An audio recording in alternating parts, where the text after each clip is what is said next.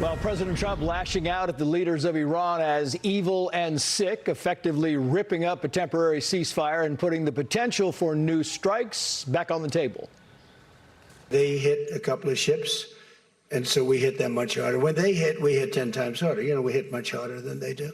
We have a lot better equipment than they do. We may even, somebody asked before, do you think you'll hit them tonight? I said, we might. Yeah, we might. But when they hit, we hit. You know, it's what we use their language. We speak their language. With that, let's bring in retired four-star General Jack Keane, chairman of the Institute for the Study of War and a Fox News senior strategic analyst. General, great to have you on the show, as always. The president says that he does not think the war will start again, and then he also says that he wants to finish the job. Does he mean finish the job diplomatically, sir? Well, I think he's still going to try to do that. And I mean, clearly, where we are, obviously very frustrated, you know, with the Iranians, and in my judgment, quite predictable who they are. I haven't believed for a minute that even though we're dealing with different players here, because we killed the other leaders, they very much represent the ideals of this regime and their diabolical, tyrannical, radical ideology. And I think that's where they are. They have had the Straits of Hormuz as their strategic objective for 47 years. And they've had four objectives.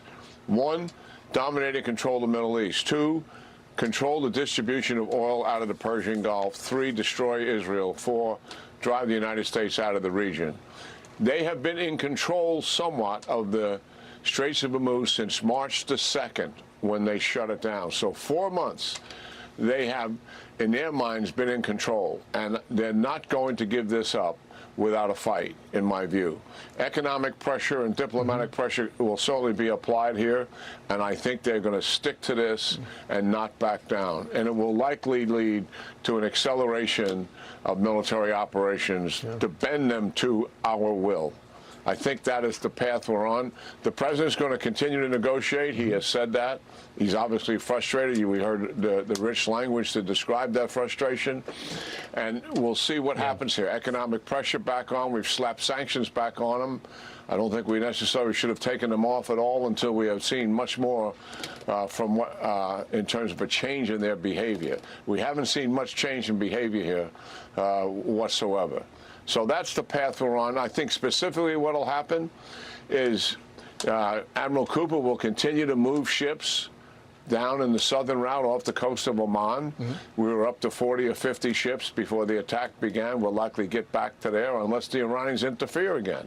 If they interfere again, we're going to begin to escalate and accelerate military operations. And it may likely lead to full major combat operations at some point. And I think that leads to my next question here, General, because what fascinates me about this whole idea is that you have the United States going back in, and you have this ex-post by the Iranian lawmaker Ibrahim Rezai, who says, quoting here, Trump has once again spoken of occupying Karg Island. Come on, we're waiting for you, and we promise that not even a single American soldier will return alive. The fascinating part is not only are they violating the ceasefire by going after these ships in the Strait of Hormuz, but they're now taunting the president with messages.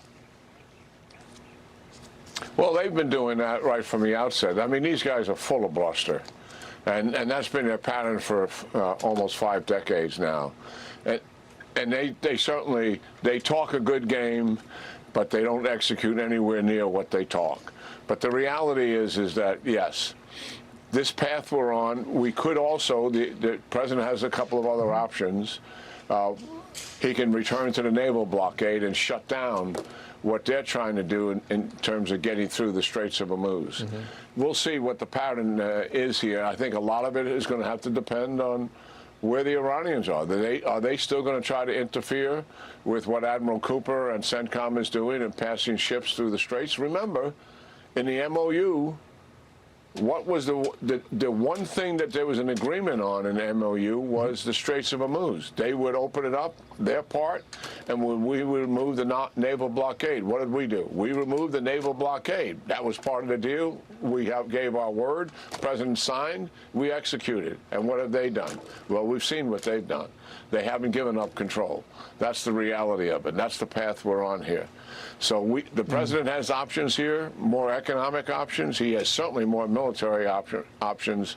And if they don't get bent to our will here in terms of complying with the MOU, then I think we're going to see more military operations for sure. When the President General says that he may have to hit Iran tonight, we kind of noted that it is about 10:35 in the evening in the Middle East right now. Is that normally one of those early morning hours types of things? I mean, last night the strikes lasted about 4 hours, leading from 1 or 2 in the morning or midnight all the way till 3 or 4 in the morning, Middle Eastern time. Is that kind of the strategy here? These are early morning type assignments? I don't know whether there was a planned operation for a second strike tonight, or whether President Trump was just throwing that out there for effect and letting them know my will hasn't changed here. I think it has a lot to do with that. He wants them to know that he's given them a warning. This is going to continue if your behavior doesn't change. I think that's what it was more about than anything else. Yeah. The Wall Street Journal put this up. It says Iran is leveraging Khamenei's martyr-like legacy to rally support abroad. It goes on to say Iran has designed its week-long funeral for slain Supreme Leader Ali Khamenei not only as a show of defiance against the West, but to boost the late Ayatollah's religious stature among the more than 200 million Shia Muslims worldwide. Is this kind of a show? As you said, they are full of bluster. Is that what this is, to kind of give the world notice that, you know, this is a time for them to kind of, you know, thumb their nose at the United States? Yeah, it's bigger than that, but that's part of the story here. I mean, they are emboldened ever since they took the Straits of Hormuz, and they believe the Americans changed their strategy from military operations to political and economic objectives. And we all understand what the reasons for that were. But from the Iranians' perspective, that has emboldened them. And what they're doing with the funeral, obviously they're demonstrating truly the numbers of Shia people who they're willing to arrange and get people into the streets to demonstrate the support for the Supreme Leader. I think a lot of this is staged because they're very good at doing it. But number two, they want to demonstrate to the region and to the world writ large that they're still here, that they have stood up to the United States and Israel, and they are still in power, and they're not going anywhere. And I think that is the major message that they're trying to demonstrate by this week-long adoration for the Supreme Leader. And believe me, most of the people in Iran, we know where they're coming from. 85, 90% of them oppose this regime. And don't be persuaded by tens of thousands, if not hundreds of thousands. There's 400,000 plus that prop up the regime alone, that work for them, that get salaries. They can generate people by the scores in doing something like this. And the same in Iraq. They can persuade the Iraqi militias there to get the people out and demonstrate for it. I'm not suggesting that there aren't some people that truly believe in Khomeini and what he stood for and the regime. Certainly there are, and I don't want to minimize that. But it's not on the scale that they're trying to. That's an exaggeration. What this is really about, we're in power, we're still in control here. We stood up to the United States and Israel.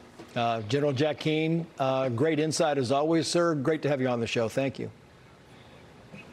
Yeah, great talking to you. Thank you. Well, White House Deputy Press Secretary Abigail Jackson is next.